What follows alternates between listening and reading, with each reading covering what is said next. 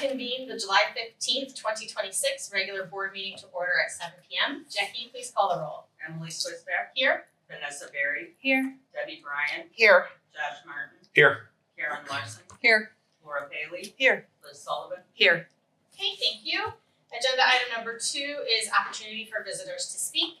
Public comment is for the general public to address the board. Each person will have up to 5 minutes to provide public comment. Seeing none, we will move on to agenda item number 3, which is the presidential appointment of LLD standing committees, personnel policy, finance, and fiscal plant. Thank you to the trustees who provided their committee preferences. For personnel policy, I appoint Vanessa Berry as chair with Debbie Bryan and Laura Paley as members. For finance, I appoint Debbie Bryan as chair and Liz Sullivan and Laura Paley as members. For physical plant, I appoint Josh Martin as chair and Vanessa Berry, Karen Larson, and Liz Sullivan as members. As mentioned last month, the board president is an ex officio voting member of each committee, and the director and assistant director are ex officio non-voting members on each committee. Okay. Item number 4 is the presidential appointment to review fiscal year 25-26 board minutes. Every year, 2 trustees review the minutes to ensure all pertinent documents are signed for the official fiscal binder, and also to satisfy a responsibility on the IPLAR, which is the Illinois Public Library Annual Report. This year, I'm appointing Vice President Berry and Trustee Sullivan to review last year's minutes. This must occur before the August board meeting, so the LLD can confirm on the IPLAR that we've accomplished this task. Admin will prepare the minutes and arrange for review times with each trustee. Thank you in advance to both of you for doing that. Item number 5 acknowledges that Trustee Larson and Trustee Sullivan reviewed the June billings in July, and that Vice President Berry and Trustee Paley will review the July billings in August. Okay, agenda item number 6 is the consent agenda. Is there a trustee who wishes to pull something from the consent agenda? Okay, if not, may I have a motion and a second to approve the consent agenda?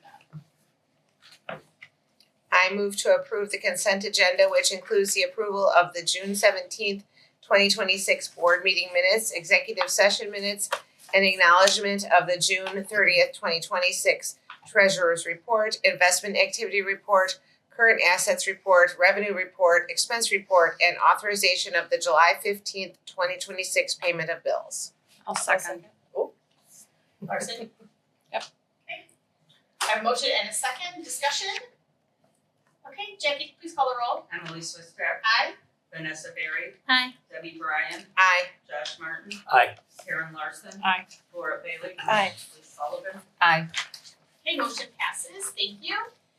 Agenda item number 7 is unfinished business. 7A is capital improvement projects. A1 includes the VAS update, and A2 includes the Kingston Lot development. Tonight we have Mark and Brian from CCS and Craig from Terra Engineering. So if you could please come forward and join us at the table, we would appreciate it. Get all pretty nice. Yep. I'll pass this on. Yeah, and then just pass those off. Here you go. A little bit easier to read than the 8.5 by 11s. It might be. Yes. Put my glass away. Yeah. Thank you. I'm gonna cheat and have it on my computer. So Thank you. Great. Yeah, appreciate it. And then Mark, once everyone has everything, if you want to start us off. yeah, of course. Great, thank you.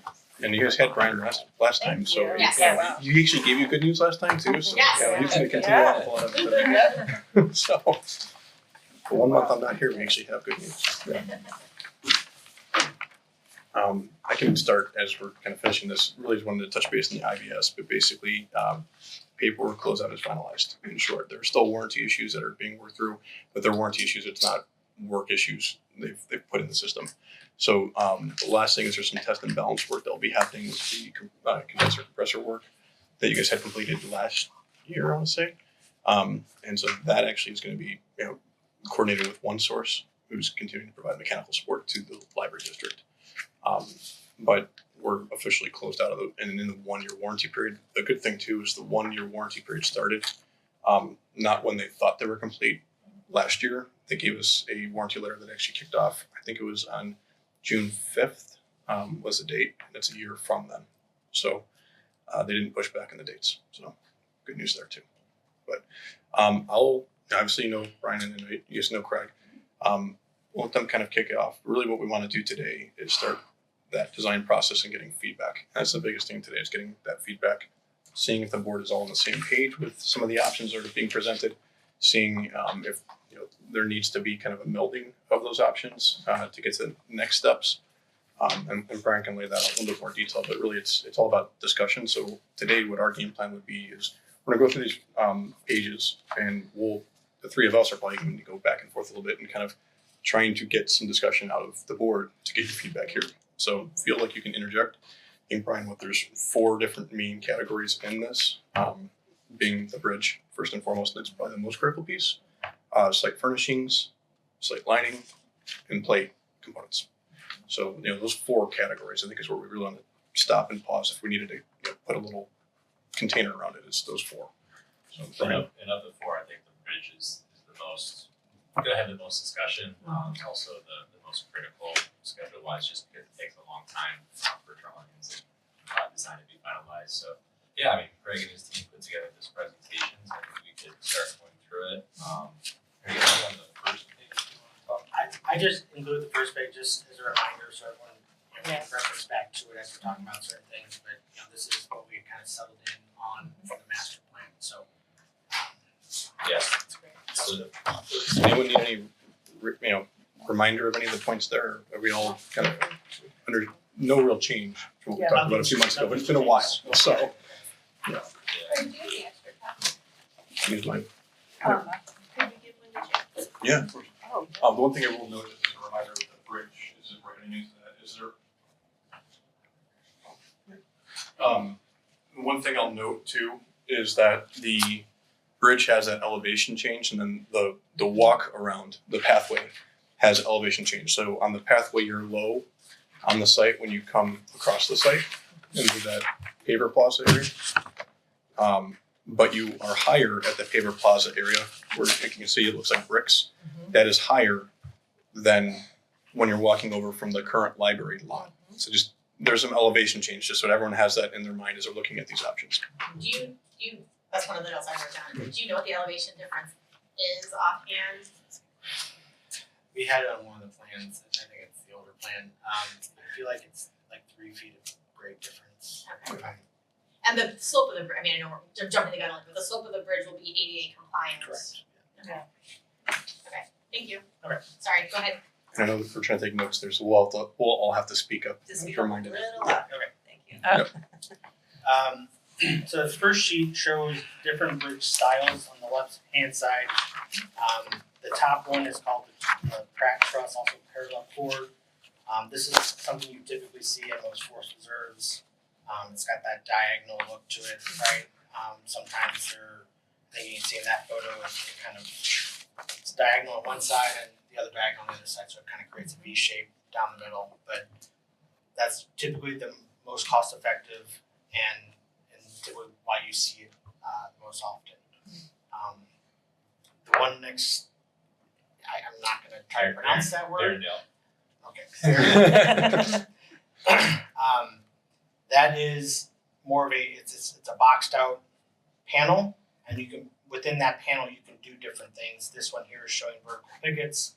You can do like a full panel with not engraving, but like laser cut graphics or something like that if you really wanted to. It starts to get a little bit more expensive, but that's kind of what that look is.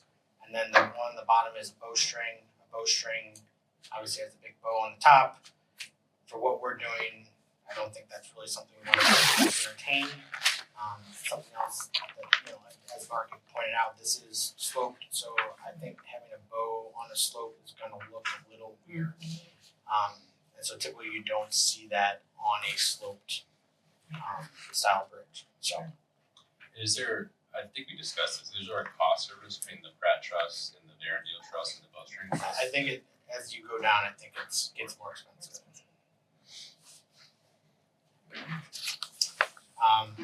We'll see on this page, camper just is talking about the slope of the bridge. Again, because we're on a slope, we're creating a slope with this bridge, it's recommended to have that dead load camper, which is flat. The other ones, sometimes you'll see the bridge will kind of slope in on its own, but you don't want to do that because you're already sloping up, so it just makes it more difficult. So we're going to go with the dead load camphor. And then the big question I think that we want to decide is the type of material. They're all made of steel, but do we want that steel to be painted a specific color to go with the building, or do you want to have more of a weathered steel look, which is that bottom photo? Again, the weathered steel is typically what you would see at a forest reserve. It's more cost effective, but it looks, because it is rust, it is rust looking.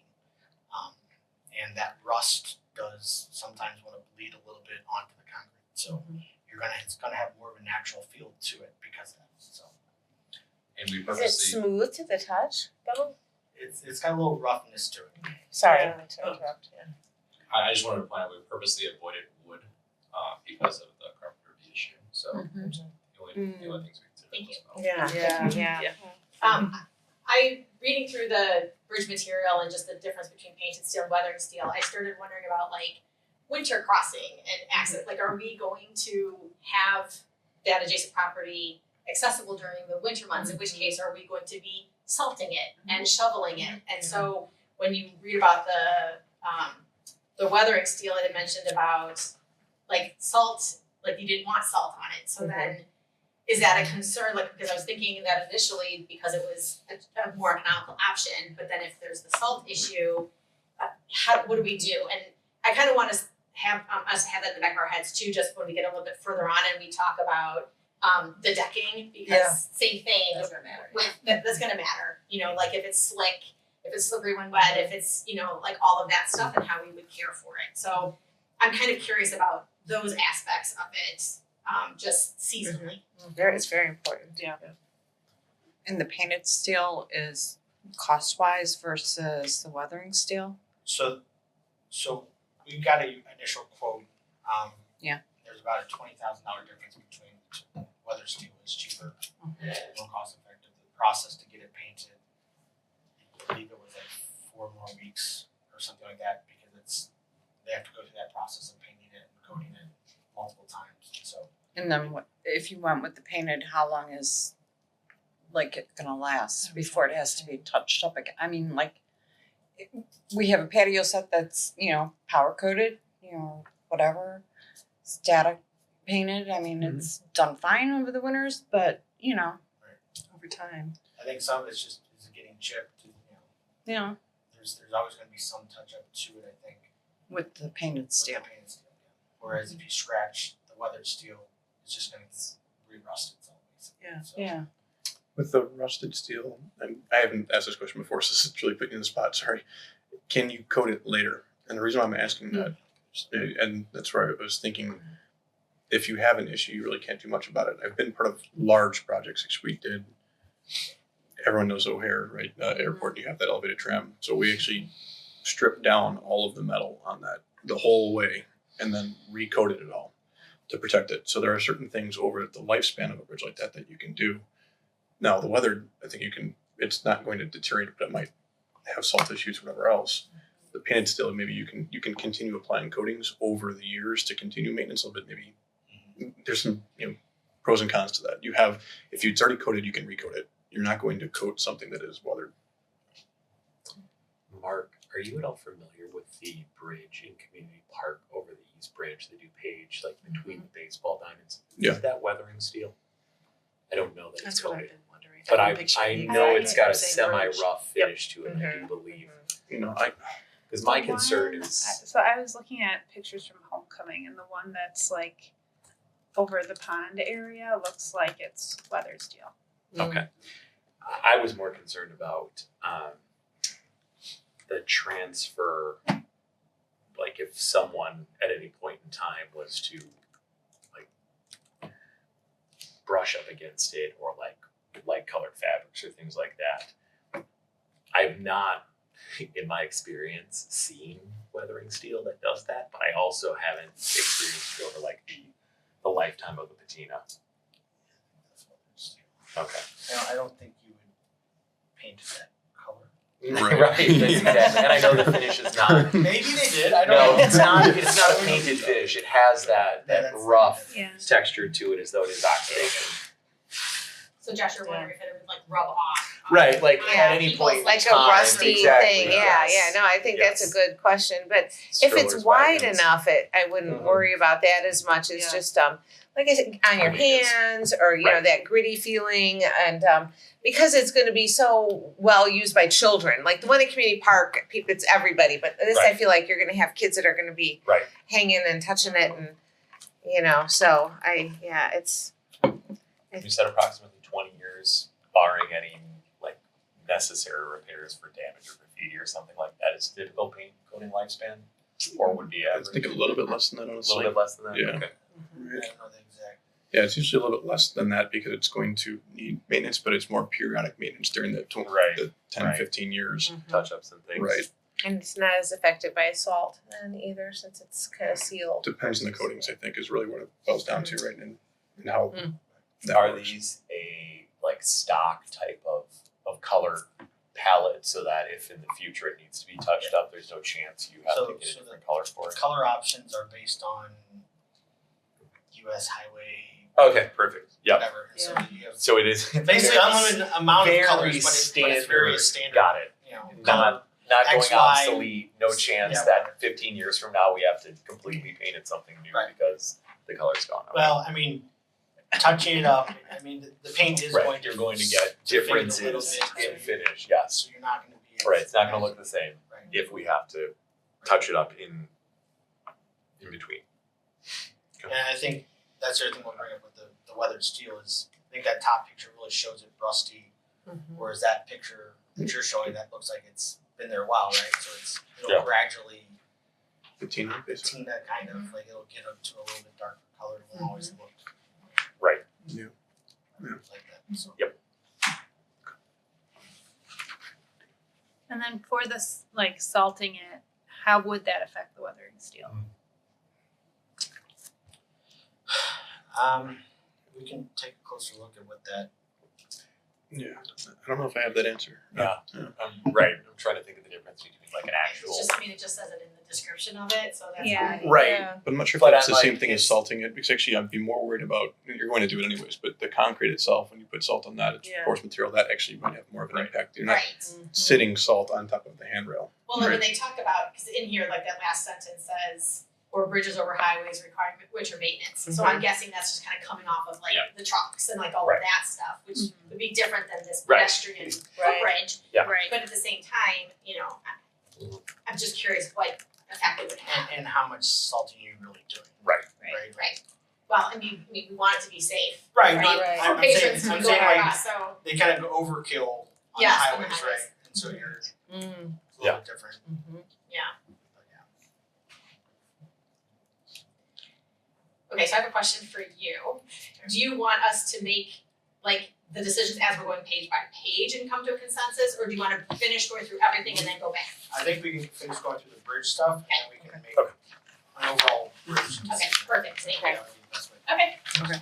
Okay, I'll say this too, I mean, we're not, you can feel free to make a decision tonight, but if you need more information, you can go back in August, talk about, more about salting, talk more about costs. so the bridge was the one thing that was kind of the most important one, so. Mhm. But if we need more. Yeah. Well, isn't Yeah. it? Absolutely. For any of these. Okay. It is the most important thing to focus on, but Uh-huh. coming back in one. The critical thing is for us is to figure out enough of the style of the bridge so we can start designing the abutments and things like that. Right. We don't want to leave it totally open-ended, but if you want to decide between painted versus weathered, I think We can do that. we can do that, but we need to decide on the structure type. Okay. Got it. And probably the decking, which is the Okay. next sheet. Yeah. Great, thank you. So the decking is two different options. There's three with wood, we're not doing wood obviously, so concrete decking. So basically it comes out in a pan and then on site they would come and fill in the pan. I don't know the exact thickness, but it's usually like 4 inches, 3 to 4 inches, and they would fill that with concrete and that would be your surface. You can room finish it and give it some roughness, which I think you would want to do just because of the slope of the bridge. The other option, if you want more of a wood look without the wood, is a composite. It would have a wood texture to it. It can have different, it could be gray or brown, it could be recycled truck style plastic material. Back to what we were talking about in terms of winter maintenance, concrete's gonna be easier to clean off than the composite. It's one smooth surface versus you're trying to shovel or plow it and catching boards. So something to keep in mind. Cost on both? I don't have exact costs. I think concrete may be a little bit more expensive, but I don't know if it's really significant enough to. Lifespan on either one? Concrete versus I composite? think concrete's gonna have a longer lifespan. It's gonna hold up longer. Mhm.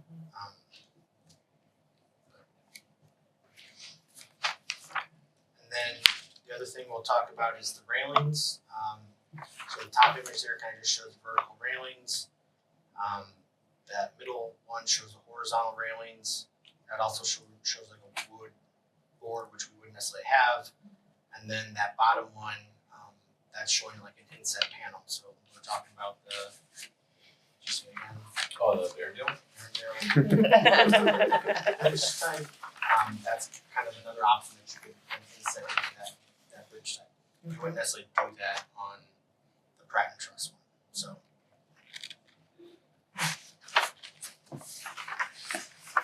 Comments on any of that? From an accessibility standpoint, I feel like the concrete would be better for like strollers and wheelchairs, especially since it's going upgrade.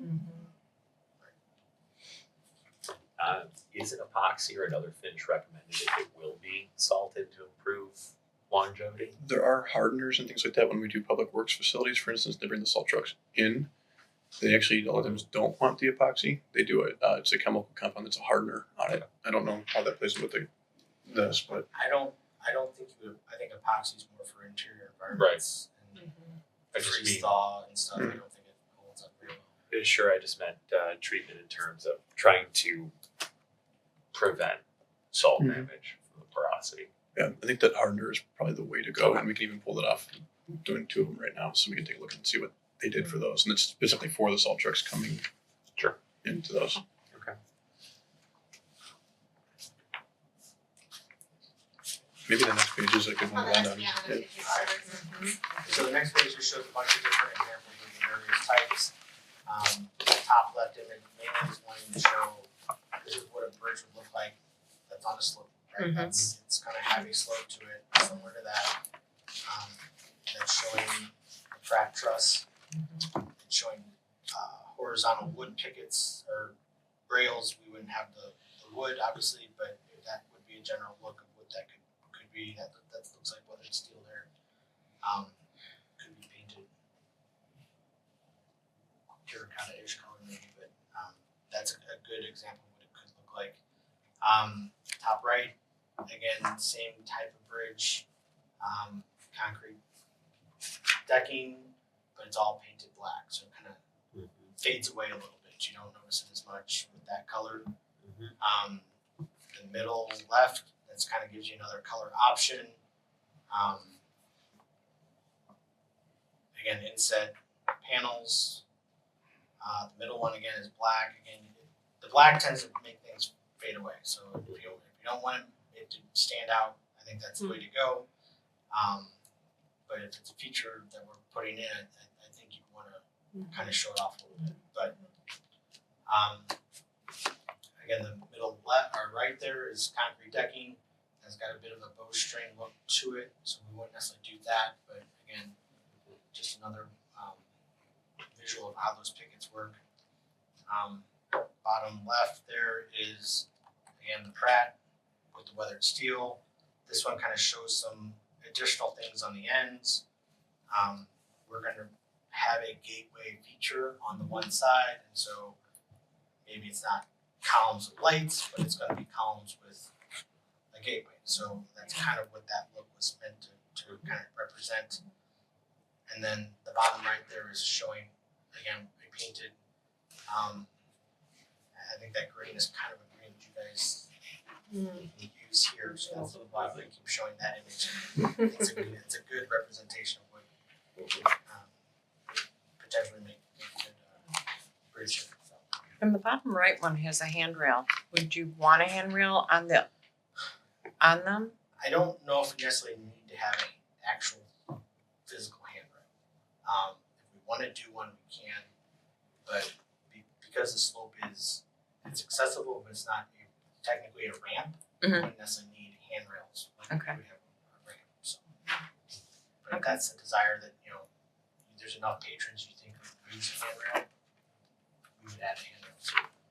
And how high is it, the railing? I mean, I believe it's like 32 to 30. The handrail or the guardrail? no, like So the guardrail is the part that keeps you from falling over, that's gonna be Yeah. far, It's usually like 3.5 feet up. 3.5 feet up. Yeah, just so. The guardrail, the handrail is lower, no, The guardrail, the handrail is about 3 feet. Yeah. So like, there's usually a range of 4 inches, I think it's 32 to 36 inches that it has to be within, Okay. plus or minus, so. And they will have that detailed out with the designer, aside for ADA compliance. And if like the top right one with the horizontal, I know from photographing kids on bridges, those are nice because like the little guys can use the rails as handrails. So that would always be an option too if we didn't want like traditional handrails. I was trying to figure out, as we're going through this, how to kind of boil down some of the decisions. And correct me if I'm wrong, that really the difference between the Pratt and the Brian Vern deal is the diagonal brace. That's really the difference. Yeah. Do you want a diagonal brace or do you not? And that's probably why there's a cost difference, because the steel needs to be a little bit beefier. The connections between them need to be a little bit more stable when you don't have the diagonal brace. So that's really the decision. Diagonal brace or no diagonal brace would be the first decision. And then from there you can kind of go down the list of, okay, once we know that, then do you want an insert, or I think you had a couple options there, but Okay, well, let's do that yeah, first. all right, do that first. So, do you want the diagonal or not the diagonal? So, diagonal, yes, no? I like the Go ahead. diagonal. Yeah, Yeah. me too. Karen? Yeah. Liz? I don't have an opinion, so I'll. Yes, Josh? Diagonal's good for me. Okay, Vanessa? Yeah, me too. Okay, me All too. Alright, so Okay. diagonal, so Diagonal the is- press truss is what we're saying. Yep. Alright, so that first one is down. Okay. Yay. Alright, next. Next, we wanna talk about whether we wanna do weathered or painted. And that one we can come back to. We can come back to that if we need to. So everyone, let me know how you feel about this. Like if we say, okay, can we come back to that later in August and maybe you give us kind of like a price differential, but then also a little bit more information about how if we are treating it with salt and things like that in the winter months and everything, the effect that it'll have and the longevity of both. Can we do that? And again, just a reminder, it is about $20,000 difference between the two. Yeah, and you said it was Weathered is cheaper. whether it's cheaper than the painted. The process to paint it, it takes longer. So there's a longer process in that. And so if we're gonna go that route, we wanna potentially get that ordered as soon as possible. Okay, because I think it'll help us know too also the longevity of it, and then if there is damage to the weathering steel, if we pick that, but then with the salting, what kind of effect it'll have on that, and then what we would need to do to maintain that and to prolong the life of that. So I feel like kind of having a long-term idea of the overall cost would be helpful too.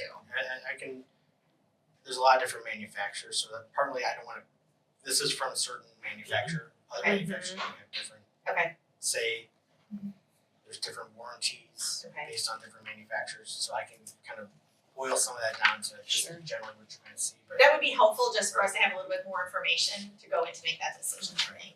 but I think that the question kind of boils down, some of it boils down to is the look. One is gonna have a rustic kind of look, and one's gonna be more of a refined kind of look, so just. And I feel like we could really go either direction. Right, and that's how I'm feeling too, so really for me, it's more looking at the cost over the long term, because there's pluses and minuses to both. So I really would just like to have the financial information. I think that would be helpful when we're doing something like this Yeah. large scale. But I do think the point of wanting it to stand out a little bit is, because it is kind of a cool feature, so we definitely don't want it to kind of fade. And so whatever we choose, Yeah, I do like the library green. I do too. We're I guess that's what I'm painted. really kind of Yeah. focusing on, is I do like that too, and it really stands out and shows off our My features. other immediate concern is it being a bridge in an area that is somewhat obscured and available 24/7 is how many people are going to immediately start carving their names in the paint on the bridge. None. Will is gonna stay out there. We're gonna get a troll under the That's bridge. right. Josh is It's away. volunteering. Yeah. Maybe having a security camera. Yeah. Right, right, Or we Part of apply it. for the grant for the security cameras. That just means you can watch them carve their names. Yeah, on. right. You can stop them. Maybe with a microphone from home where you can Yeah. speak to them. Yeah. I was gonna say, Good job. I've been a teenage boy before, so Okay, so we will come back to that in August. Okay. So then the next, Next is the decking. right? I feel like based on the conversation we had already, the concrete is the Yeah. way to go, just based on accessibility and I agree all with of that. Mhm. I agree with that. everyone Yep. on the same page. Yes. I do have just an additional comment. When we look at the concrete and we're talking about the weathering steel and there's talk of staining, and I'm looking at the color of the concrete in this picture, I'm a little bit concerned just of the overlay of those two things. Like, what does the staining look like, and are there options for color for the concrete? Does that make sense? Or we just Never built a bridge before, right? Yeah. So, more towards painted steel. what's that? I said, or is that taking us to the decision of painted steel? So Josh, Painted steel or tinted concrete. Right. that's not me swaying decisions, it's me, I'm just making the connection between those two things. I think there is potential for some staining. Yeah. Okay, Yeah. and how hard is that to treat?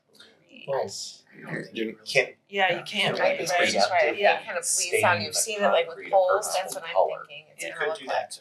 Okay. What was that, Jen?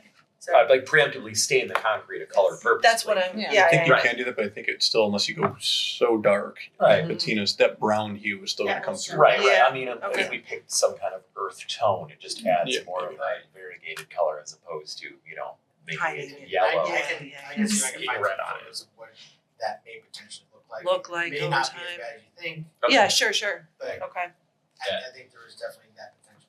yeah, I could say I have stained concrete because it was rusted from weathered steel, yeah. the same color as the weathered steel. It ended up really nice. Right. Oh, really? As Okay. to the Ah. woodwork, yes. Okay. But Okay. I think partly what makes that top left picture look nice is you have the starkness of the path and then the bridge, whereas that bottom picture it all kind of blends together. It's all Right. Yeah, similar right. tones. So I not think saying one's right or wrong. I'm just saying like that's something else to keep in mind. the cleanliness of the upper left decking with the concrete in the picture is lovely, and also is a path that has never been used by people. You know what I mean? Like, no kids have ever spilled anything, nothing's Right. ever stained, right, so No we need to tannins. remind ourselves of what that's The oak leaf hasn't been stained, Yep. for 2 months and stained it itself. So if you're not carving initials, I'll be there like Right, circling it. exactly. Perfect. We got it. So if you look at that top right image, that's kind of got the hardener on it. So it's kind of got Sure. Mm. Got it. Yeah. Yep, a okay. so And that doesn't make it slippery. They make different ones with different sheens and that, so Okay. yeah, they So can you make can them definitely not. want some texture. some of that is how you finish that concrete. Okay. Like I don't know what that's called when you dowel it. Mm-hmm. It's pretty smooth. Would you Brush find it, which you would find like at Costco or something like that, where they want that sheen to it, and then there's the roughed up finish where you're gonna have that texture to it. That's- so, More like a sidewalk. Yeah, sure. Okay, so decking Okay. concrete, Yep. so we have railing. Vertical, horizontal rail insets. I appreciated what Vanessa said about the horizontal rails with small children, that it's just an Yep. extra thing that's their height to grab onto. And especially if, we're wanting families to go over there, I think that is makes the most sense, but I'm not sure how everyone else feels about that, so I don't wanna make It's a bunch of ladders. It just No looks like a bunch of climbing. ladders. Climbing. Do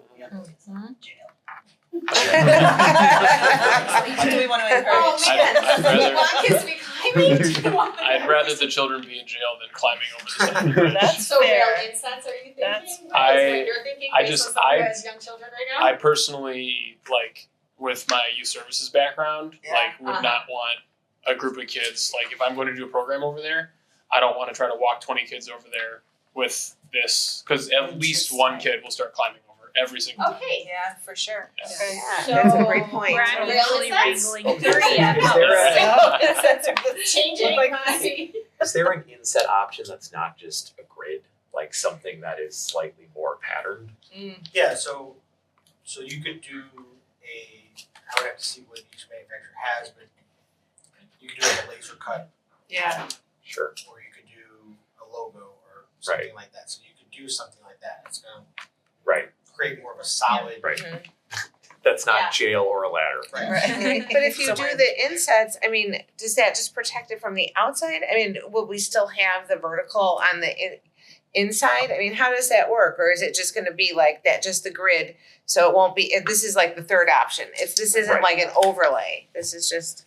Right. Okay, gotcha. Okay, I think I'm understand. I think I just It answered looks my like it's on the instead of that. outside of Okay, the- yeah, it does. outside, Okay. So that that diagonal truss is still there. Okay, gotcha. It's But just then this there's would be on nothing the else. outside. Okay, Right. I see. If you do more of a solid inset, you're gonna lose that diagonal truss look. You won't see it. You Yeah. won't see it as much. Okay. But it's I also just a cheaper option. So. Any And sort it's of- gonna cost more to add the insets. Right. Right. So Sure. whatever that inset is gonna want to be finished the same way. Right. Yeah. And if it's other steel, there's only, it's gonna limit a little bit on what you can do, so. But I think safety really is something that Right. we Yeah, need true. having at the forefront here, especially I wasn't even thinking about the ladder climbing Yeah. and then propelling over. Again, they're gonna climb it regardless. Yeah, So- let's not make it So easy. with Let's the make it vertical easy. rails, they wouldn't be able to climb though. If you have the vertical ones, they wouldn't be able to climb. I mean, Well, you think we so? still- Yeah, they could maybe we get their still heads solve stuck in between or something, right? Yeah. I'm The pretty the sure vertical there's, ones, you actually, there's a rules code on- requirement on like how far they can be Yeah. spread apart. Yeah. So those are more standard where Yeah. if you, from a code perspective, you have those and you can't get over. At least they're, Right. the bottom bar is like, there's a certain height that has to Right. be and it can't be higher, so that way you're not using it as a ladder. Okay. So that would be, if you want Okay. bars, that would be an option. Yeah. Yeah. Cause I That's true, no really matter what, like there's, this look. there's gonna be, Yeah. there's gonna be. I don't Okay, like this so stuff. we know that horizontal is out because of the whole climbing Right, thing. right. But that's So- on the outside. Yeah. Vertical rails You can put it in versus the insets then, I guess is really, We just need more. yeah. That's less of a climbing concern. Yeah, all right, so what we're looking at here is a picture of the Lisle Community Park one, and I think this is the same bridge we're talking about here. I could be wrong. The one across the river. Yeah, Yes. Yeah. it's That's the one got across. horizontal bars on the outside Outside. of the diagonal. So it's So just- Okay. less, Right. still kind of sort of climbable, but But less, not less climbable because. right on the inside. The horizontals are more aesthetically pleasing, but I Yes. see Will's point of having them on the inside versus the outside, then you. The, now the other thing on that bridge too is that railing is incredibly high. I think it's at least 48 to 54 inches. So, like, I don't know if there's an opportunity to make it even higher, so it's more of a deterrent to climbing on it, because the higher it is, the I think you're trading off a visual look for, Right. that's gonna Okay. feel like almost, Like an overpass. right. yeah, you're enclosed at Yeah. that point, like. Right. Well, that one's How big over a is that? river, so there's a little bit more need to have it be like this is, Yeah. you know, just gonna go over, you know. It's it's a short bridge. Right, It's a short right, yeah. Yeah. So I think we're okay. Okay. And then what's gonna be underneath? I'm Is it grass parking lot? It's great. So, It's like that retention. yeah, I was gonna say, so we're, you know, Correct. it's not that far down. I mean, not that we wanna encourage people to jump off of the edges of it, but. You probably don't know this answer, but does insurance rate them any differently, or is it just bridge Oh. equals bridge? It's a great question. It's a good question. Mhm. Something more we can look into. Yeah, there you go. So we need to Sorry. spend a bit more Get a time. lot, you're a lot of questions on it. Okay, so. Okay. Darn.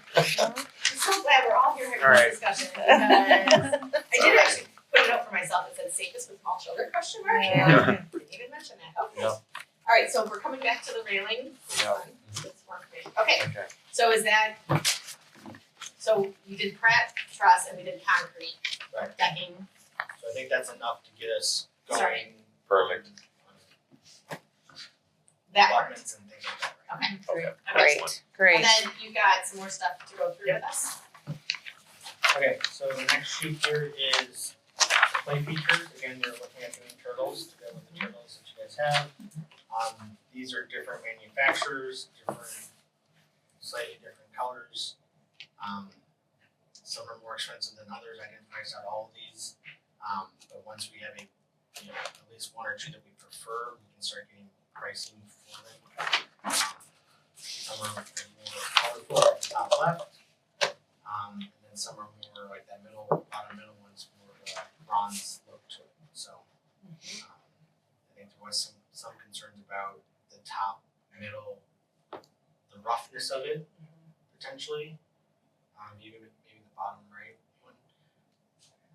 Do we know the type of turtles you guys have? Is it painted turtles? They are Russian tortoises. Oh, are they? So that they're the probably the climber or even the like painted turtle or Tucson turtle would be the closest Look, look. I mean, we don't have to mirror exactly what we have. No. How about the snapping turtle? Could he have a snapping feature? How many turtles are you talking Yeah. about having? Two. Two? Just like Jack and Jill? Jack and Jill. And are we wanting them to be two of the same or are we thinking two different? Like what? Probably do this. I would say.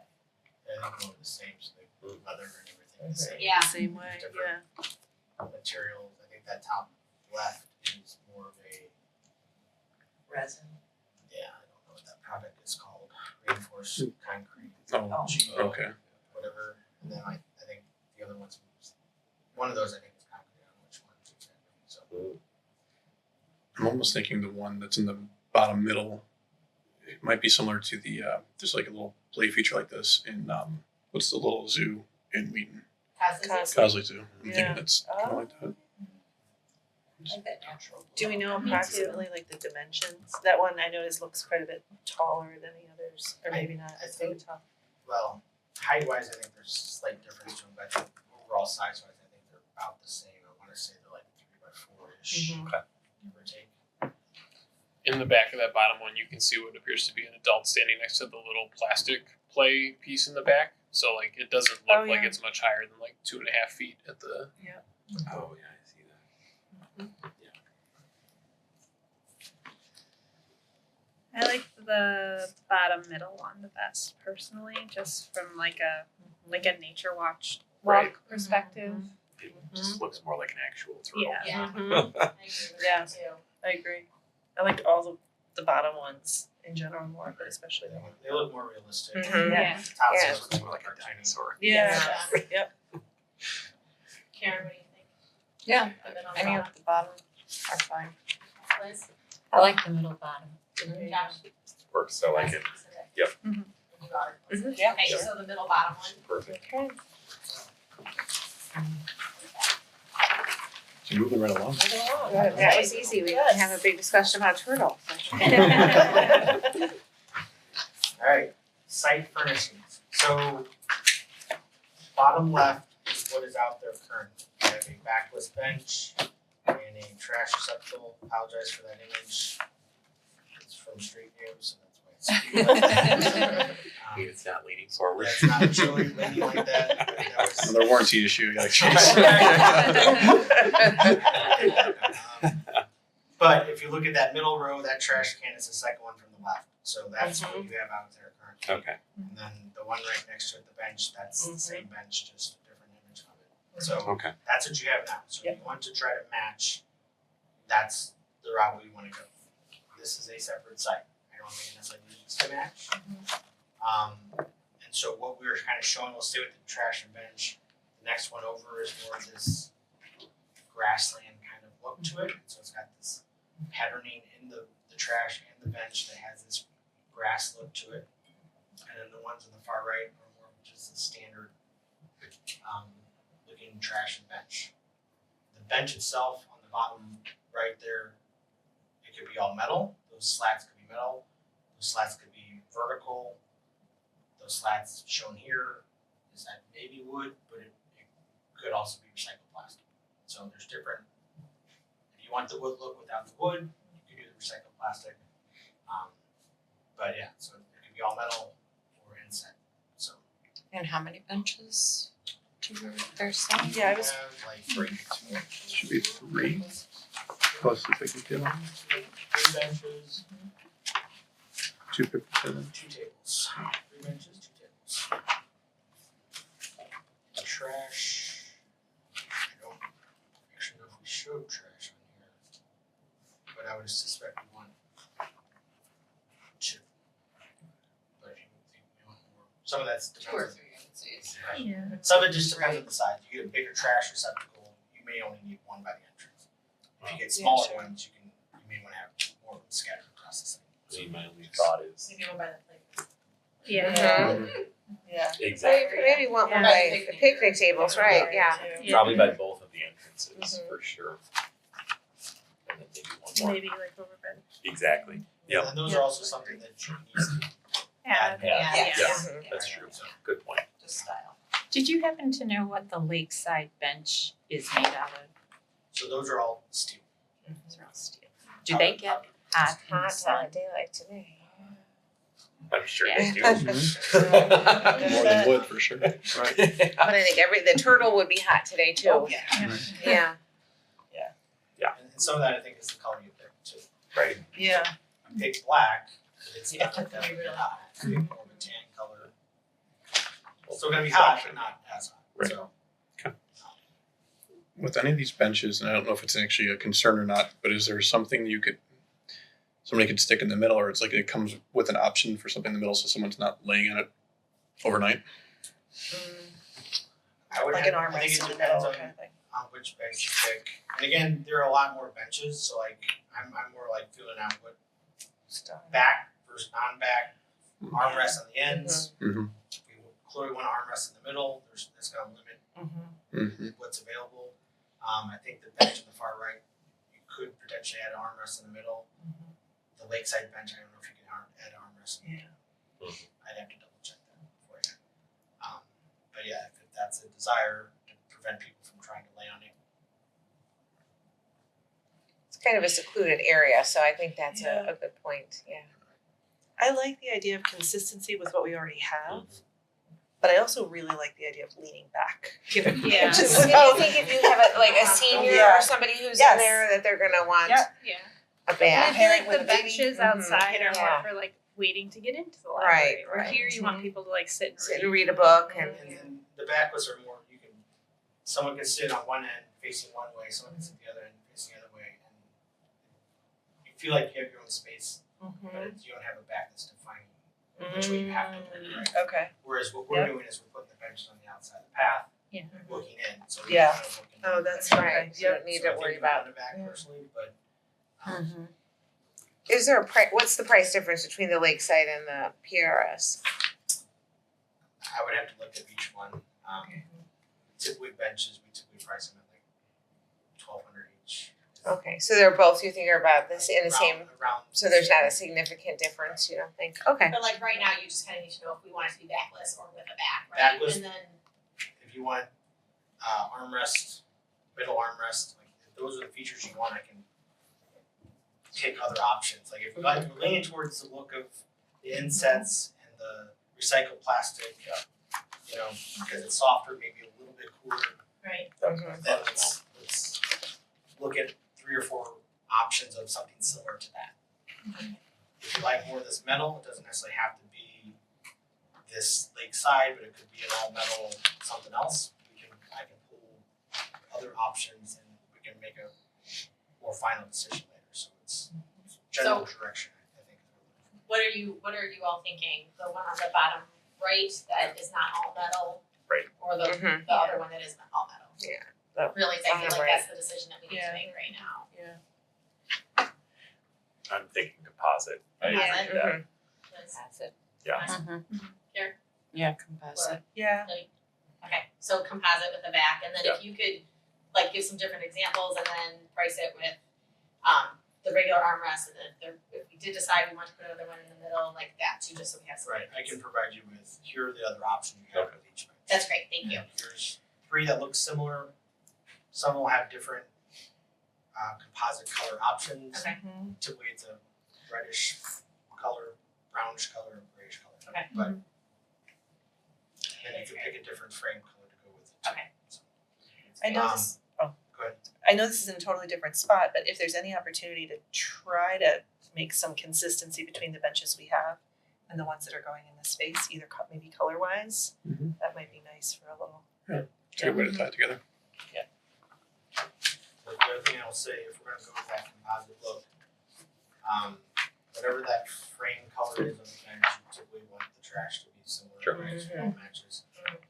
There are, I don't typically do that, but there are ones that have, I believe, composite slats. So this is all metal, Okay. but if you want to kind of mimic the look of the bench with the composite slats. And so again, I can kind of give you guys some options of what that could look That'd like be great. with and without the composite and kind of make a color choice from there. With the trash bins, are the cans and the bags and that stuff, would that be from an operational perspective better to have consistent? Or does it not matter at all either? As long as they're accessible, like the ones we have. Yeah. For our community room. Yeah, I mean, the only thing I can think is that we currently have, and the ones we currently have a trash and a recycling side. If we want to make sure that we are still doing that, we want to pick one that basically the ones we have now Yeah. that offer a Yeah. place for both trash and recycling separately. How does that go for the most part when they pull it out? Is there a lot of trash on the recycling side? Yeah, 'cause I I know, don't hear yeah. from the cleaning crew. No. I mean, I'm sure like people are not going to be 100% great about it, but if you give them no chance to do it, then we're not going to recycle anything. So, Yeah, and I don't know. I think keeping the same trash cans that we have over here, like consistency, that's fine. Yeah. I think public perception too, just, offering the recycling, Mm-hmm. because that'll come up if we don't.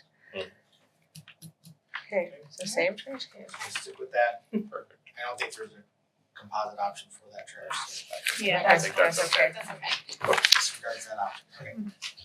Top row here, picnic tables. Each one of these, the top left there is showing 4 seats, but it also shows two wheelchair accessible options on either side. So Oh, 2 nice. people can roll up. You have 6 total people that can sit there, but if there's no in wheelchairs, there's only 4 people sitting there. Or baby stroller. Or strollers, Stroller, yeah. right, yeah. Yep. The one to the far right is 4 seats, 1 ADA. The one just to the left of that is 5 seats, 1 ADA. All kind of similar circle. All those are showing backed seats. There are options for unbacked versions of that. But I think backed is probably the way to go. And then this Charlie table in the middle is more of a picnic style table. More oval, but again, it has ADA options on the ends. All of these, I believe, have the ability to have umbrellas too. So we were showing umbrellas, I believe. We wanted the metal umbrella option. Yeah. Just for maintenance purposes. So I think the one on the upper left is the one we saw last go around. Right. And we could have like the composite slats that would mirror the bench you all Yeah. selected. Yeah, I like that one. Me too. And that's Yeah. the same manufacturer as the trash. And Okay. so you can match the colors exactly. So I'm gonna That's- add a little something in here too, just because like if there's a family that wants to come and they have more than 4 people, then they can't all sit together if it's not. So, I mean, I know that's your family, that's my family, that's, so I just, if we're wanting, I don't know, I mean, and this doesn't, I just wanna know like what people think about I think it's that. okay to keep it to 4 with 2 ADA, like the intention is small To make it gatherings, accessible. not family picnics. Like I don't know that we, Well, but we did talk about it being a community space for when it's not being used for programming, and we want people to come and use it, right? So are you thinking more of the second one? I don't know, I just was kind of throwing it out Yeah. there, I can check to see if that has a 5-seat option. Not sure if it does offhand, but it may. I mean, and again, it's, again, you know, like what you were saying, it's just, I don't want people to come and be like, oh, I don't have a place for everyone. Not necessarily me or you, Josh, but, Right. you know, like, depending on different family sizes or group sizes if they're coming. So we're showing 2 table locations, right? One could be acceptable, one could be standard. So if you do a standard, there's a 6-seat option. And make one acceptable and one standard. Right. I mean, that could be your other option. I don't know how everyone else feels about that, I like the option that, the possibility that there would be 2 different options depending.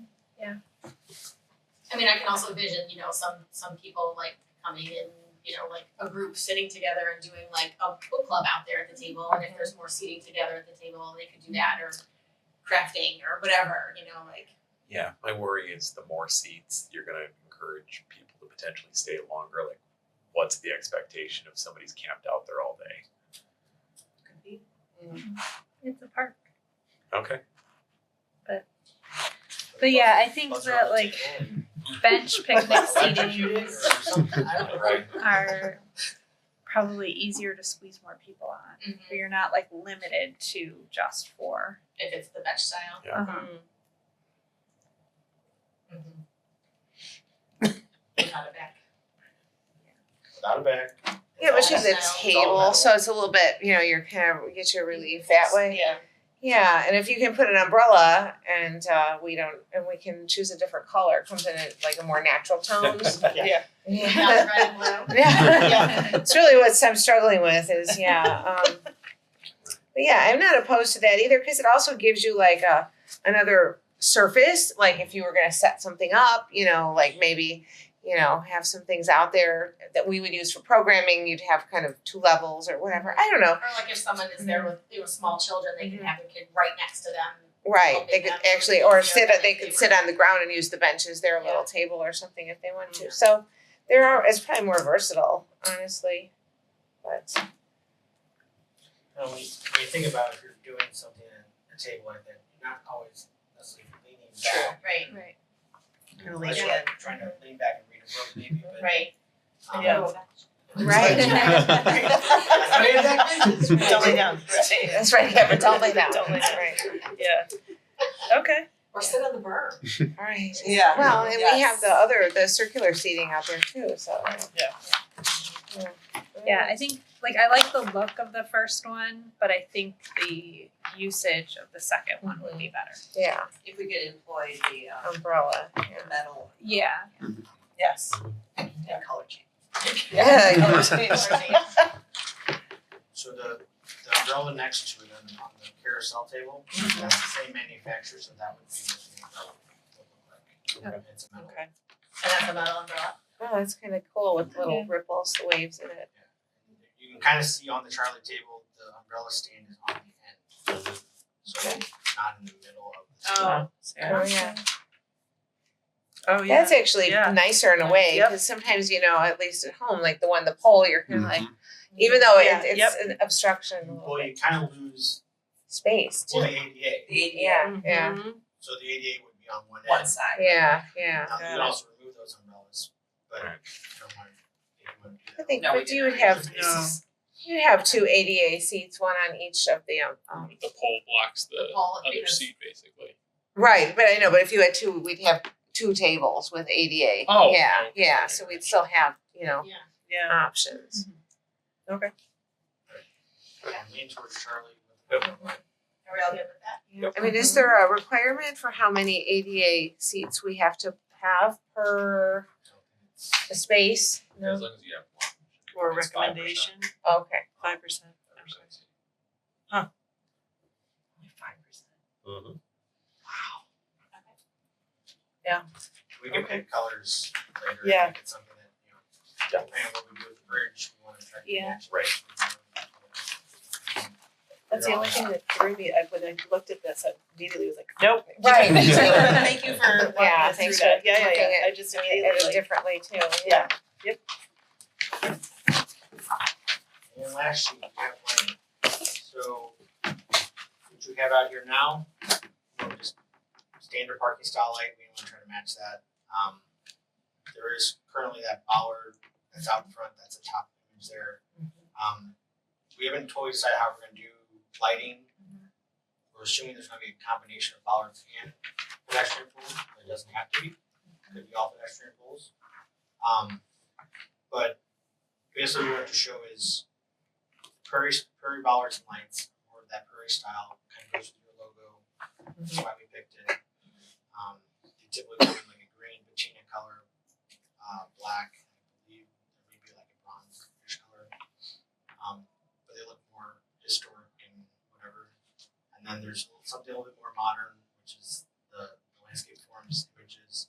Those kind of have a flowery, I don't know what you would call that shape. A little bit more contemporary look to it. So, if you don't like either, that's fine too. We can always push something Yeah, else. there's lots of options right now. Yeah. So we're gonna throw something out there to get the feedback Yeah. from you. Just looking at the two light, the poles, the one on the right, is that open? Like, we have an issue at my house with birds trying to build nests in the light. So when I see it open like that, it makes me wonder if like that's a prime nesting environment. Sure is. As opposed to the other one that's got, not protected, not, like a place where they build a nest. So that's just kind of in my brain. And I don't know if that's an issue that they typically have. Partly what they're going towards with that is it's LED and it's dark skies. Typically it's dark skies compliant, so it's all the light is going Yeah. Going down. But yeah, there's I think that potential that birds could. Yeah. Yeah. That's a good point. That's So we have 6 lights? Is that what you're saying on our thing? Well- 1, 2, 3, 4, We're showing lights where we 6, think they may want to be, 7, but depending on the 7. light fixture we pick, there's different light throws. And so certain lights may have a longer spacing you can do, some might be tighter. Again, if we want to do bollards kind of by the entrance, let's say. Yeah. And they don't have a pedestrian light, it just kind of depends. I guess Yeah. one question we'll start off with is, do we want to do both types of lights, or do we want to do just? I would think you want to do just pedestrian if you're going to do it that way, otherwise you would do both. I think both. Yeah. I agree. Just because since we don't know yet where exactly the lighting will be, I think it's helpful to have both for us to determine that. Yeah, because I feel like you're gonna want the taller lights around. Yeah. Yeah, and like by the Throwing picnic off, tables yeah. and stuff like that. But we can probably do the lower ones. Bollard lights typically don't provide much in the way of. Yeah. It's almost like a night light kind of. Right, Yeah. right. Like a marker. Yeah. Right, to be Yeah. kind of at the beginning of the bridge, yeah. I also wondered on the bridge itself.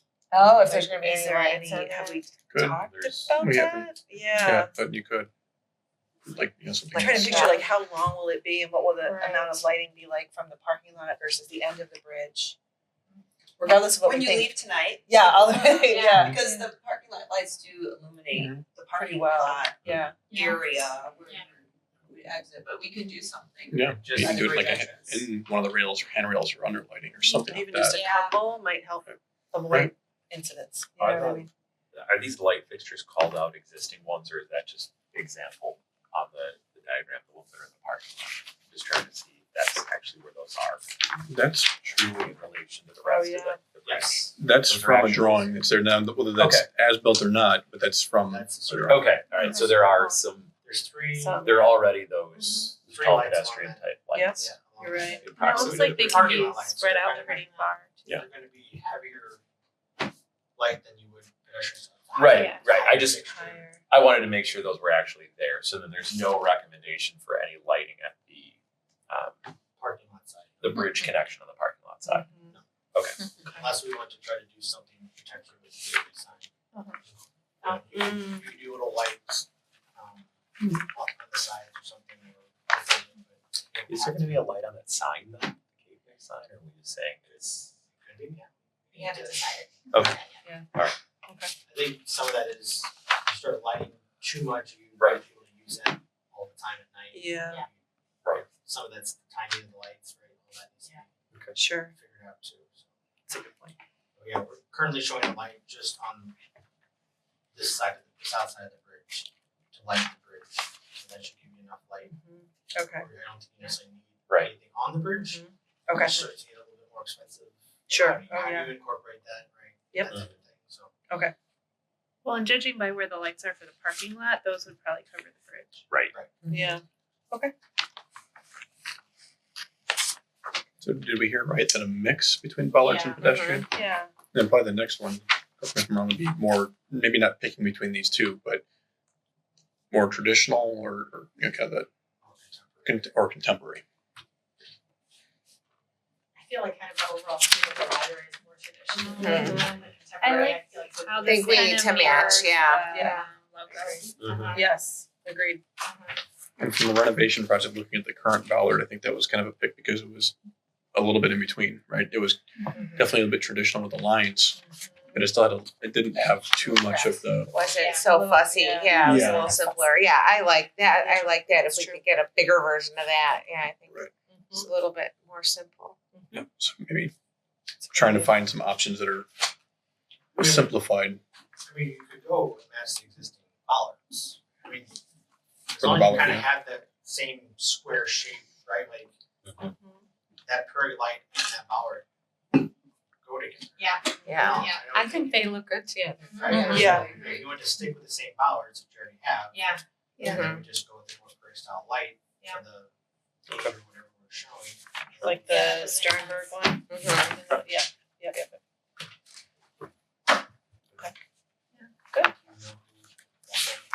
I can find it for you, that's for sure. Alright.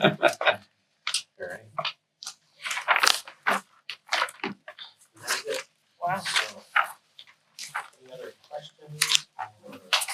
So I have something that I want to bring up for discussion with you and with the board. So when we look at this plan on the first page, we have this Tabor Plaza, but we haven't really talked about what that would be and what that would entail. And I need to know like how the board feels about this. I was kind of envisioning it as like those personalized brick things that you've seen at other places, like Sea Line Aquatic Park has them. Yeah. The Arboretum has them, Dodge Grove Library has them. Yep. Where people can pay money kind of as a fundraiser, but then in addition they get a brick to be placed there. So we could use it twofold, right? So people can get a piece of it, right? But then also fundraise for this project. So I wasn't sure how people feel about that, but since we're talking about it at this point right now, I feel like it's important to have this conversation as a board now to give Tara and CCS the information to kind of go forward. So how do people feel about that? And then that's one of the things. And then the other question that I want people to start thinking about is if there are other things that or other ideas that you would have potentially for fundraising for this lot. If we're looking for another source of revenue. So like with the renovation, with the Lightzilla, and so just if there's other things that people are thinking about, I feel like we need to kind of have that out there as well. The benches. I was just gonna say, you got Yeah. the benches, everything else, those are Right, very right. The bridge. common things, Yeah. yeah. Right, The yeah. bridge Josh Yeah. wants Someone- his name on the bridge there. I'll actually suggest, we've Yeah, go done ahead, this, Carly. we actually did this with Antioch Public Library, and they did a little kind of pathway, not like this site, but a little pathway, and they had bricks, and want to reuse bricks or engrave them, and that, engraving bricks, unless you're going to make the cost to buy the brick fairly expensive, you're not going to gain much money on it. Okay. It actually costs a bit of money. Now, you can do it, but just, you're not going to gain a lot of money, let's just say that much. You still can gain some. What's the cost to engrave a brick? I haven't checked it since 2002, and so I'm looking at emails right now. So But- Mark, we're like my family were members of the Yep. Arboretum, and they sent us emails to ask us to do Right. it, and it's like a lot of money. Mhm. It's a lot of For money. that. You'll get some money. Yeah, you'll For get that. something for So it. for the Arboretum, But then Yep. like, you look at like Downers Grove Public Library, they're not asking as much money for theirs, so like, and I don't know, like I haven't talked with them to find out if they're Right. making any It money might just or be a not. break even, just a Right. nice community It gesture, gets people, yeah. I think it gets people kind of invested in it. Well, Yeah. I mean, are you talking $20 or $100? And What's more, per brick, it was, don't quote me on this, but I'm trying to find the exact numbers as we're talking. I know in total it was extra $36,000 to get the bricks engraved. And that was a lot of bricks. And they're trying to sell that much money in Yeah. bricks for that one walking path. Now, I know you can get it cheaper. I know there's different ways to do it, but I think where I was going with it is you can still do that. You can make some money. Don't expect a lot of money out of it. But I think where it really did cost offset was looking at things like, can you buy the bench? Can you buy the bench. features? Get the Turtles. features bought. And I think, You you know, know, and if donate we're a talking- tree, something like that. Oh, Yeah, right. you know, I was And if we're thinking about talking that about too. like the pavers too, like how many would fit there? Mm-hmm. And if like, so in some places they have different sides, you know, sometimes they have like a Right. rectangle, sometimes it's a square, it's like two together, like if, just kind of having that idea in the back of our heads. Like Sea Lion, not all of them are engraved. Not all of, yes, Right. not Right. all of Yeah. them are engraved. And in theory, you can engrave a third of them, let's say. Yeah. And then as people buy them years down the road, you can You do more. Displays, Yeah. right. Mhm. I think that's what they do, like Yeah, Lisle High yeah, School annex too, it, yeah. annex Right. back to do it. Yeah. Then they have to go get that engraved. Right. Cost to engrave, like, Yeah. Okay. But then, so then like the benches and the turtles. Right. And then, I mean, if we did wanna talk about like trees, you know, sometimes you do see trees planted and then there's Yeah. thing. Plaque, right. All over With the community. plaque, Well, and you yeah, can so look yeah, at community, park. and you can even go on the Park District website, because everything is listed price wise. Yeah. So you can see, you Yeah. know, and I mean, we can find out what the real cost is, but part of it is installation too. I mean, especially for benches and everything. I mean, we'll be doing this all at once, but if you add something later, you have to remember, you know, when do we cut off? You know, how many Right. benches do we want, or Right. how many trees, For- you know? Trees and vegetation, we were planning to do that over time, right? We weren't Yes. planning to do all of that at once, is that correct? Right. With clearing some of the space around the perimeter of the lot. we're clearing to cross where the bridge is. Sure. We'll have some landscape there. We have Yep. scattering of trees, But not some shrubs along that Yeah. south edge where the fence line would be. Mm-hmm. I think we had some over by the play area. Mm-hmm. Most of that existing vegetation would stay. Right. I And think we were our like- recommendation, it's a lot of buck and junk, Oh. that our recommendation is over time, bite off chunks of it. Yeah. Clear the underbrush, Yep. try to keep some of the trees. Yeah. Replant it. Replant a little Do bit that over a few years. Few years. Right, yeah. Yeah. Okay. So it wouldn't be any fundraising opportunity at the beginning, but I don't know. Well, we could. Put So it we out could there and sponsor see if clearing people the take it. buckthorn, The Yeah. turtles and the benches. Yeah, for sure. And the few like trees and stuff. Right. Yeah. Just put it out there. No one There's Yeah. something to sponsors keep it. in Don't mind do it. too, Wait. is you start selling a bunch of things, there's a lot of, I don't know, advertisement. Too much. It could be a bit much sometimes. Mhm. I've also seen where like, we're just gonna have a wall of these are our donors, and based on Yeah. what they've donated, they get a plaque that's this big, or they get a plaque that's this big, but it's a single wall Mhm. feature that Yeah. we appreciate these people for their. Right. And it's one spot, all in, and then the rest of the site is uncluttered with Yeah. slapping names on everything, right? So, That's a and good maybe that's point. happening on the gateway, right? Yeah. Like, you could do that on the gateway. Yeah. Yep. Like, you could have two little insets that had listed out people that donated to it or whatever. I think that's one way to do that. Well, then you would have to worry about engraving a brick, you know, with Right. save, we would actually see the money versus, Right. yeah. And I guess I actually found some pricing from 2022. Yeah. So a typical brick was about $4 with it engraved and shipped and specialized and stuff, not installed and anything else. It was about $45 when you start adding in some of the freight charges and things like that. So if you're selling it for $50, you're not making any money. If you're Yeah. selling it for 100, 150, Yeah. 200, you start making money. That's for just make it expensive enough that Right. it's going to cover that cost. I don't think Probably cost, 100 but is not cost bad, I effective. think No, people would I pay think 100, that's- yeah. That's the thing. definitely. How Yeah, I big is wonder what that? Sea But Lion they only was sold like. roughly, that's called 100 of those. So say they made 40, you know, basically they might have made $3,000, $4,000, $5,000, and they spent a lot of time coordinating all Yeah. that because that wasn't How Yeah. proofread all of those. They had to make sure the names were right. There was a lot of time. Kind of a little like What they usually. And I So think usually 2x6 or papers. something. is Probably. normal. They made these 8x8 so you could fit a family in there. Oh, got it. There's some that like are like full Those- rectangle or right. full squares and there's others that are like Right. a half. Yeah, I don't think we even So like 4x8. started versus this 8x8. like brick pattern. Right. But it's good for them to know if we're gonna be thinking about this, at least then we know we're looking for bricks that can do That's this. like regular. Yeah, it's a 4x8 brick. 4 by Yeah. 8, there we go. Yep. 4x8.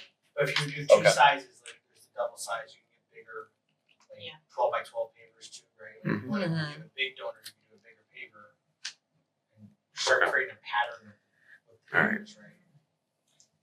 So, So is this, I mean, is this something that we would like them to kind of investigate for us and get some more info so we have? I like the idea of keeping it just to the bricks, I think, and maybe a donor wall, but I do think if we start putting, tags on everything, it's gonna look tacky. At the But I same think time, people- It's just a little plaque on the bench. I don't know. I mean, I think the You're not even bricks gonna though are notice kind of the area fun, you walk up. for families to come and find, but I don't know. I mean, if we really are trying to fundraise, then I guess we should think about that. If we're just doing it to Yeah. kind of, if people invest into the library, that's I don't know. Too, like I'm thinking about, like I don't know how much like the turtles are, but like kind of like the Zilla where it was like we needed a certain amount of money for the Zilla. If we did, okay, we need this amount of money for the turtles, and then in that play area, there could be a thing with the donors there, on the plaque with the donors there for that Mhm. part of Yeah. it, right? Like True. I don't know. And then Liz, I mean, did you have other things that you were thinking about as far as fundraising, or you just were thinking, should we be doing something? I also like when the park district did Discovery Playground, they had a stone there, and they listed all the donors. And I liked how they did it. I think it looked classy. Yeah. Just one single location for all the donors. Yeah, Yeah. I was kind of thinking Yeah. about that. Okay. So you could let people donate to it, but just put all the names in one Right, place. right. Yeah, I think I like that better. Okay. But I I think do it like looked the fun. bricks though too. I mean, that's the thing. I think the bricks are really kind of just a cool feature. That's I guess, for longevities. So I don't know. Maybe a brick is 100 and your name on the plaque is more, I don't know. We could put together like a campaign type of idea for next month. Yeah. Just for fun, because I think people love the library. I mean, I think that's why they did Sea Yeah. Lion. They didn't do it to, raise money for a slide or something. They really just were like, no, this has been such a big part of our family. We want to Yeah. put our That's names what- here. And I think that's that that's, what the brick would kind of, And some of them are really funny. Like we always Some of like them are looking- funny. Yeah, it's Yeah. like Yeah. winter is coming. Yeah. yeah. I think there's one that says I am Groot. There is one. So like Cisco So Yeah. Social Care, did you have any thoughts on any of that stuff? No. Okay. This time.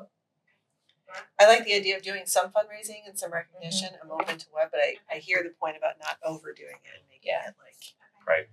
confusing or just looking Okay. kind of convoluted. So, So- a menu of ideas might be Does that give like you direction as Mhm. staff and what the staff would be Direction. comfortable with, yeah. as kind of just ideas that we're thinking about? no, I think any of those we can incorporate fairly easily. Okay. What we'll eventually need to do is pick a paver, and if we're doing engraving, certain pavers are gonna be better than other pavers. Yeah. So that Yeah. type of thing. But Okay. That's a. That's a down the Yep. road. Okay. Okay.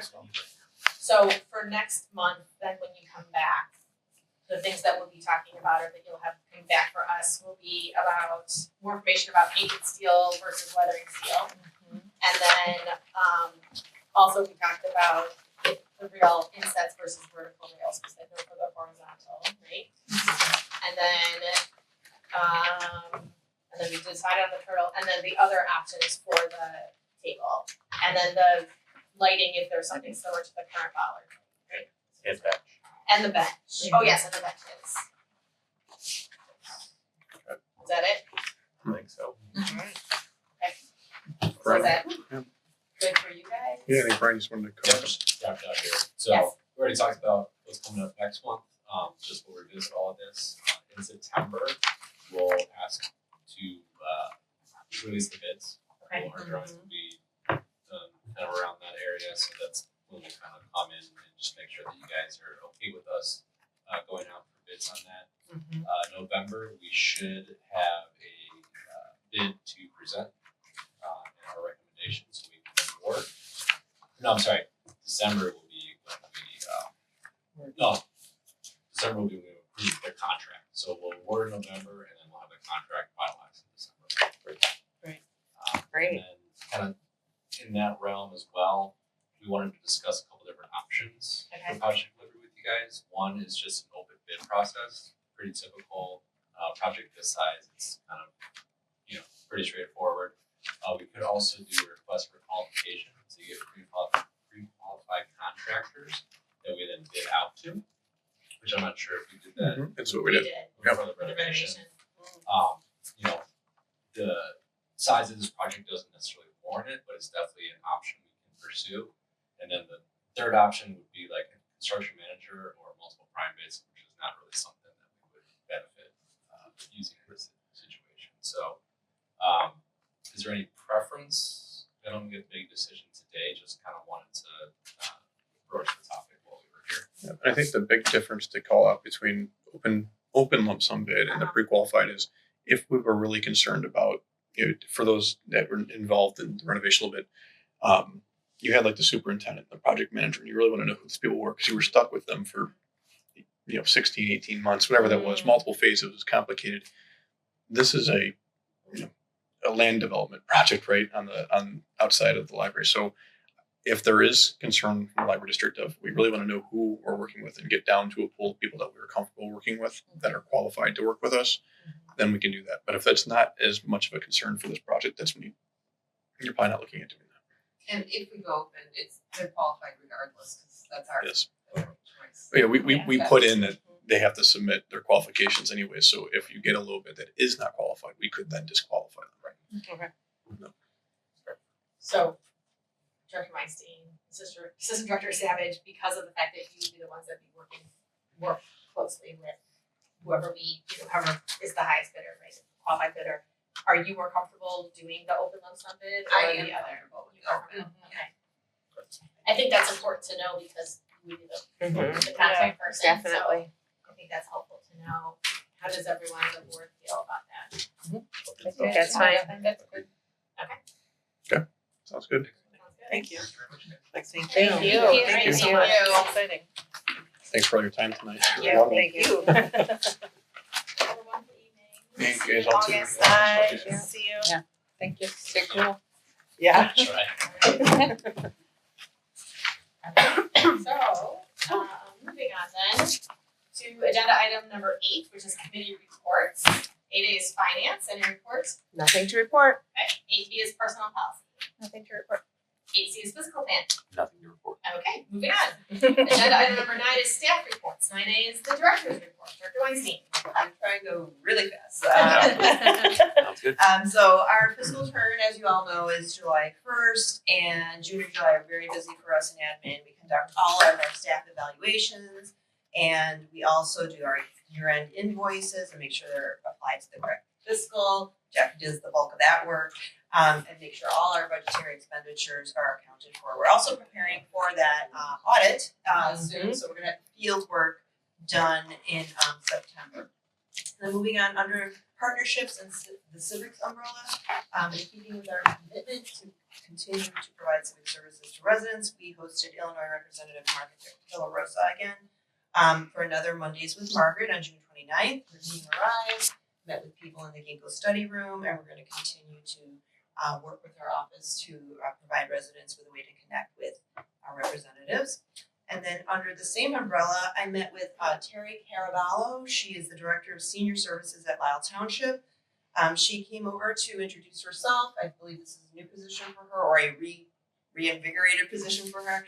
And we're started talking about ways where the library can work with the township in promoting services for our older residents. She may come in and do like a tabletop visit with residents who come in for like story times and things like that, or with their grandchildren. And we're gonna also possibly work on some future programs with them. And then moving on to the Kingston Lock project, we just talked a lot about.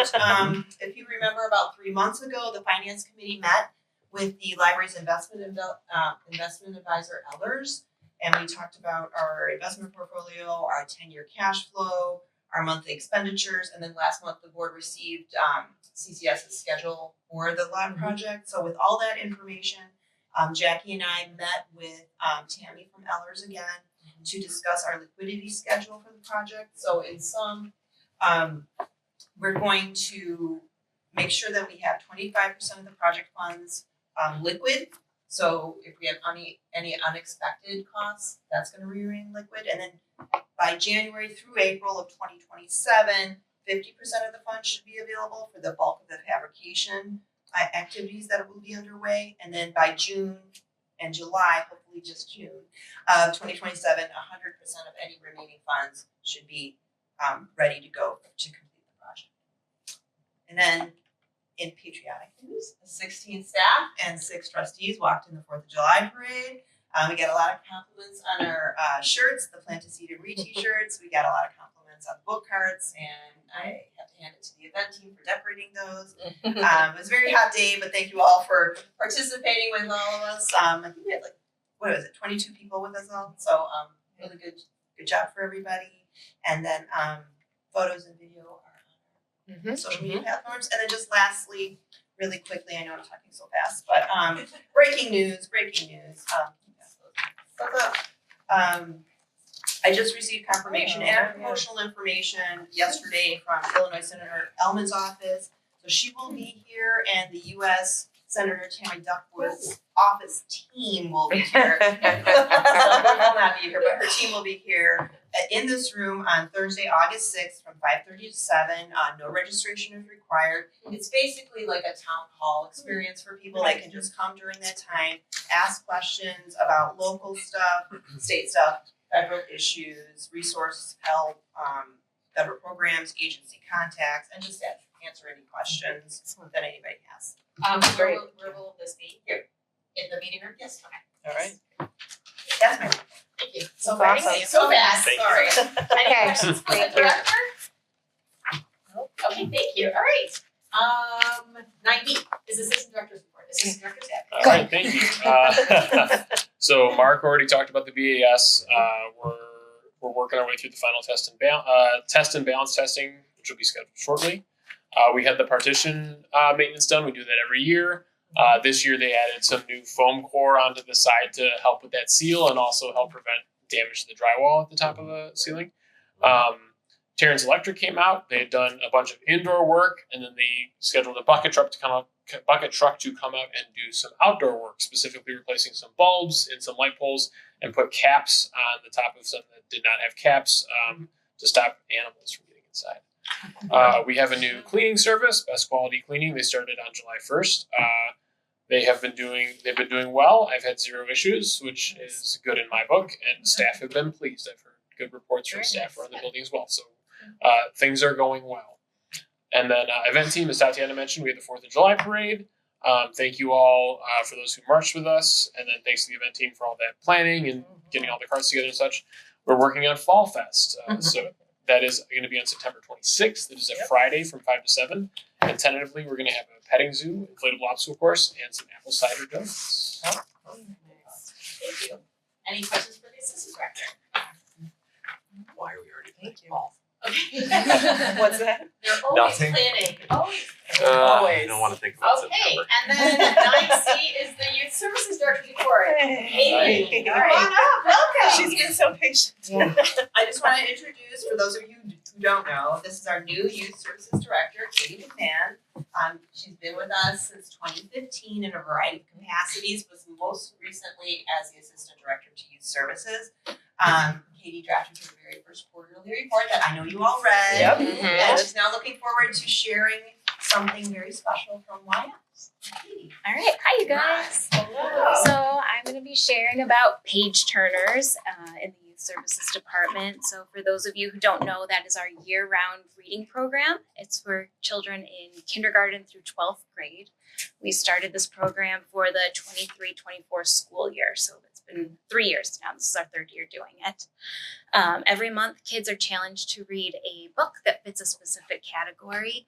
For example, a book about animals or a book about the weather or just a nonfiction book in general. So they earn a sticker for every challenge that they complete that they can put on notebooks or water bottles. I see you guys all have your water bottles with the stickers on them. Or they can put it on a poster they get when they sign up. So this is this year's poster. It doesn't have any of the stickers on it, but this is this year's poster. So if you guys want to pass that around. If a child completes all 12 of the challenges, they get an extra special prize. So the first year we had Lego adjacent sets. And then last year they had personalized notebooks, which I really wanted to bring for you, but my daughter was adamant that I not bring her personal information to here, but they were really cute, I promise. So yes, the reason we do this program is that we already have a summer reading program that encourages kids to read throughout the summer. It helps prevent the summer slide, which is when children lose some of their learning that they gained throughout the year because they're off for the whole summer. But what we wanted to do with this one was find a way to encourage kids to read for fun throughout the whole year.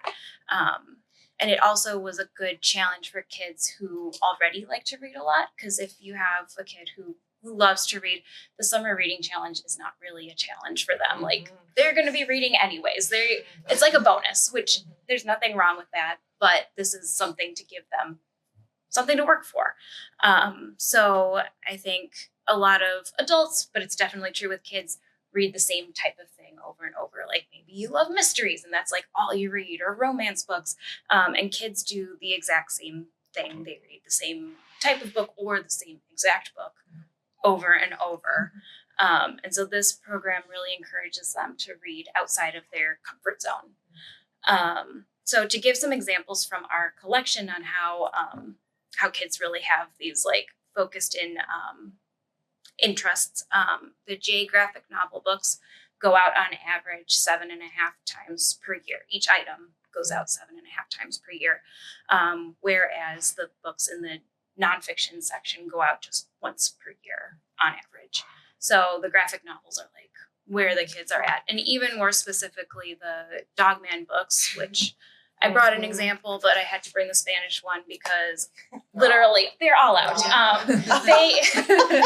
They go out 20 times per year, which is literally as much as a book can go out, because if three weeks per checkout, like that's already 60 weeks, which is more than a year. So like they go out. And it's not like a new series. The series has been around for a while. So kids are just reading Dogman over and over. And the same is true with our younger kids as well. So in the picture book section, we have a popular characters section that has like Bluey books or the Disney books. Those books go out 10.5 times per year on average. But books in some of the other sections that we have, like we have a me section that has like feelings and family. Those ones only go out like 4 times per year. So just to show how kids just have their favorites and they stick to it. So the way that Page Turners kind of helps with that is, for example, this current Page Turners year, one of the challenges was to read a book about fear or courage. And that would directly fall into the emotions category that we have in the me section. So it really got kids to check out those books that maybe they weren't going to naturally. So we are nearing the end of our third year of the challenge, and it's really grown in popularity. The first year that we did it, we had 10 kids complete all 12. We had more than that sign up and do some of the challenges, but we had 10 who did the entire thing. And the next year we had 13. And this year we are on track to have 26 kids complete it, which is really exciting because we're already in July and it ends in August. August is the last month, so we'll probably have all 26 make it. So we're pretty pumped about that. And the reason I think that this program has been so successful is that it's very manageable challenge. It really only requires kids to read 1 book per month, which is something they can do. And then also, it's great for all ages because they can read at whatever their level is. So the kindergartners can read a picture book with their parents, but the teens can read a teen book. So there's no set age that it's it's better for, and they can do whatever their level is. This year, our theme was Greek gods. So each month had to do with a different Greek god, very loosely. So I have here the stickers that we had from a couple of the month. We have Hades, the Hades sticker. So they read about death, the afterlife, and ghosts. So very broad, but you're welcome to take a sticker. Good luck. And then another month we had Artemis, which we had kids read books about the forest. I know it's more hunting and stuff, but we went with the forest for it. So that's another one you can take if you would like to. So now that we feel like we really understand the program, now we understand how the kids interact with it. So going forward, we're going to just really work on promoting it more. We're going to be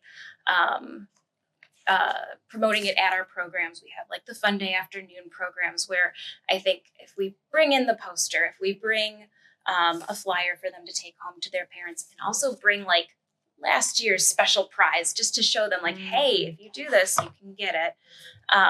Because I know when we go to the schools for summer read, we get just an influx of kids coming in and talking about it because they just get so pumped. And so we'll do that. And then we're also going to contact the schools to have them include it in their like virtual backpack to just really promote it because we're really excited about it, and I think it's getting stronger. That's nice. That's great. So did you guys have any questions or anything about that? I know a family where like every month they try to figure out what the sticker is going to be. Yes, it's a secret. It's a secret until the first of the That's month, and then and it is a tricky one to try to figure out. Yeah. This is really neat. I really appreciate you coming and sharing this with us. I didn't know about it, so like I'm glad to hear about it. Yeah. Well, great. Absolutely. Thank you. Great. And Thank you you. said, just for my own personal knowledge, so you said this is for kids up to what age? 12th grade, so all the way up through high Yeah, school. yeah. So yeah, Liam could do it. And so could Lucas. That's right. Okay. Yep. Okay. All right. so Thank you. much. Thank you. Thanks so Thank you. much. Thanks for sitting through this Yeah. long meeting. Hopefully, next time when it's your turn, it won't be. Hopefully it won't take as long. Yeah. Thank you, Katie. Okay. Moving on, agenda item number 10 is new business. 10A is discussion regarding donations and the LLD flagpole.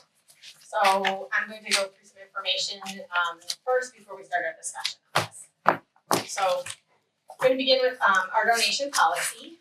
Policy 735, donation and gifts, states, the Lisle Library District welcomes gifts, donations, endowments, memorials, and planned giving that supports the LLD's mission, programs, and services. Pertinent policy statements include the LLD reserves the right to accept or decline any donation. Any donation becomes the property of the LLD. Donated items may be added or withdrawn from the collection without consent of the donor. The LLD may accept items as donations provided the item meets the library's need. Those wishing to donate an item to the LLD shall first discuss the donation with the library director to determine if appropriate. The library director shall also oversee the procurement of the item. The library director will engage the board president and may engage the board of trustees if applicable. The reason we are discussing this tonight is that the library received an America 250 flag donation prior to the 4th of July. It was presented to circulation staff by a resident on a Saturday on behalf of a library trustee. Photos of the donation, trustee, and library were also posted on social media. While I'm sure this flag donation was made with the best of intentions, the library, especially trustee activity, must follow policy. The LLD currently flies 2 flags, the official American flag and the Earth flag. The Earth flag was presented to the library board via resolution from DuPage County and Scarce. The library conducted a number of environmental programs and institutional enhancements to receive the Earth flag. We also have a framed Earth flag on the first floor with the framed resolution. Flying a flag at an institution, whether it's the American flag, a 250 flag, a pride flag, a cancer awareness flag, or the Earth flag, signifies an institution's official sentiments and government speech. Our flagpole is also a limited resource. We only have 1 flagpole. Flying flags on a governmental flagpole requires flags to align with federal laws such as the U.S. Flag Code, state guidelines, as well as library policy. Therefore, I'd like the library's Personnel and Policy Committee to begin drafting a policy on flags. There are many public institutions that have flag policies. Now is a good time for the LLD to enact one ourselves. In just a short bit of research, here's a brief statement from one policy found online. Flags flown on the library's flagpole will be approved by the board and serve as a form of government expression that aligns with the library's mission, vision, values, and official institutional sentiment. The library does not fly flags at the request of the public, any individual, or any organization. The library's flagpole is not intended to serve as a form of expression by the public. So now I want to open it up to the trustees and hear your thoughts on the topic. So I don't know if anyone wants to talk first, if you would like me to go around and ask people's opinions or thoughts or what you would like to do. But I needed to address it this evening just based on what happened and I'd like to go from there. So does anyone have any thoughts, anything that they would like to share? I'm surprised we didn't already have a policy. Makes sense to me. I was reading through some of the other library flag policies, and I feel like even just modeling it off of that like it is a limited resource. It's at the discretion of the board, or that like it's not public speech; it's government library speech. Yeah, that's something we can do in committee. Liz? Oh, I agree. Karen? It's fine. Laura? I agree, and I think there's been a lot of conversation, I think, in other publicly funded institutions where we talk about flag policy, and so I think it's fair. And surprisingly, we have very thorough policies, so probably time. Yeah. Debbie? Yeah, I agree as well. And I feel like it follows suit with the other government agencies in the community as well. I think that, whether they have a formal policy or not, but I do believe that they kind of adhere to the same protocol, so. So, Vice President Barry, for the next personal policy committee, I'm gonna request that be one of the things on the agenda. Yeah, sounds good. And then that we can go from there. Okay. Anyone have any other comments or questions about this? Okay, thank you. All right, moving on then. 10B is to approve resolution 26-02, a resolution authorizing the preparation and filing of the budget and appropriation ordinance, more commonly known as the BNA. May I have a motion and a second, and then the director can provide a summary. I move to approve resolution 26-02, a resolution authorizing the preparation and filing of the budget and appropriation ordinance, more commonly known as the BNA. I'll second. Okay, motion and a second. Director Weinstein. So as you know, the board passed the working budget in May, and our legal authority to expend funds and budget funds comes from passing the BNA, which allows for that flexibility should we need to expend funds beyond what we plan for or emergencies.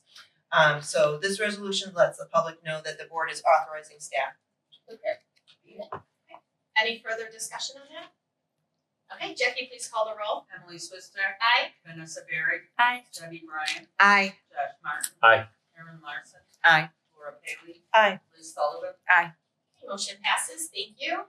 10C is to approve the public notice of public hearing on the BNA. May I have a motion and a second, and then Director Weinstein will provide an explanation. I move to approve the public notice of a public hearing on the BNA. Second. Okay, motion and a second, Director Weinstein. So the library is statutorily required to have a public hearing on the draft BNA, and this lets the public know that the draft will be available in August, and that the hearing will occur in September when the board will pass the BNA. The hearing itself is generally 10-ish minutes before the regular board meeting, and it has its own agenda, and then we will conduct the regular board meeting. Any further discussion on that? Okay, Jackie, please call the roll. Emily Swister. Aye. Vanessa Berry. Aye. Debbie Bryan. Aye. Josh Martin. Aye. Karen Larson. Aye. Laura Bailey. Aye. Liz Sullivan. Aye. Okay, motion passes, thank you. 10D is an acknowledgement of payment of earned/unused vacation time as required by Illinois Wage Payment and Collection Act 820 ILCS 115/5. a payment to Jessica Schubert that shall not exceed $1,772.01. Agenda item number 11 is the opportunity for trustee comments. Treasurer Bryant. Okay, well, I guess I'll kick us off. Love the parade. It's so fun to go through and just have everybody cheering for you. I mean, it just makes you so proud. And again, staff participation just blows me away every time. I mean, that's a lot to ask for staff to come in on their day off, and it just shows their dedication to the library and to the community, and it doesn't go unnoticed. I really appreciate it. And I just wanted to comment too about the World Languages collection. I'm really excited about that. So I can't wait to hear more and see how it develops. And that's it. Go on. Thank you. Trustee Lisle. I literally had the same two thoughts. Yeah. That, and I'm getting more and more excited about the planning. 8:45. The library will be closing in 15 minutes. If you'd like to request or renew a library card, please do so now. Thank you. Getting more and more excited about this project to develop the Kingston lot. Really excited. There you go. That's Thank it. you. Trustee Larson. Nothing at this time. Okay, thank you. Trustee Sullivan. I think the July 4th parade is the highlight of my whole year. So either I have a boring life or it's really that good. Yeah. So It's thank the you, kudos to the team here for putting everything together. Really love it.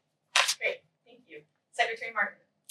As always, I appreciate the staff reports, and I'm going to go home and see if my kids will identify these Greek gods and goddesses. I think they will. So, and the parade, fantastic. So thank you. Thank you. Vice President Perry. Last month I went to the Craft and Coffee event again, and it was great as always, but it was really fun to hear everyone else sharing other library programs. So everyone was really excited about, there was a couple different book clubs, and then the new Spice program. That looks really neat. And then there's a book club that does cookbooks, and then they share recipes, and so it was fun to hear everybody being like, okay, well no, you need to come to this one, and I'll be here on Wednesday. That's great. Yeah, so that was fun. Yeah, and I'm excited about the world languages, because that's one thing I've heard from neighbors that oh, my mom's coming in town from Poland and we have to do interlibrary loan, so it'll be nice to have those resources here too. Great. Okay, and then I'll go quickly. I also enjoyed the 4th of July party, or no party, parade. Party. It was a party because we were throwing candy and people were cheering for us, right? And I was a little surprised that it ended differently this year, right? We had to turn instead of going straight. That kind of Will kept us on track though. Yeah. But really, it is nice to go out there and have people yelling like, "Yay, the library! We love you!" So that was great. Looking forward to Fall Fest and cooler weather potentially in September. Excited about the Kingston lot development. I think that's it's going to be really neat to do. And then also I wanted to thank everyone for all of your input this evening. I feel like what makes a board successful is participation from everyone, and so I really appreciate everyone taking the time to make sure that you shared your thoughts, your opinions, your feelings on what we were talking about, especially with the Kingston Lot project. I really appreciate it, and it makes my job as the president of the board a lot easier when everyone participates. So thank you for that. I think that's great. And that's it. That's all I got. So the last item on the agenda is to adjourn. May I have a motion and a second? I move to adjourn. I second. Oh. I always do that. Okay, right. All in favor? Aye. Okay, we are adjourned at 8:48 p.m. Thanks, everyone.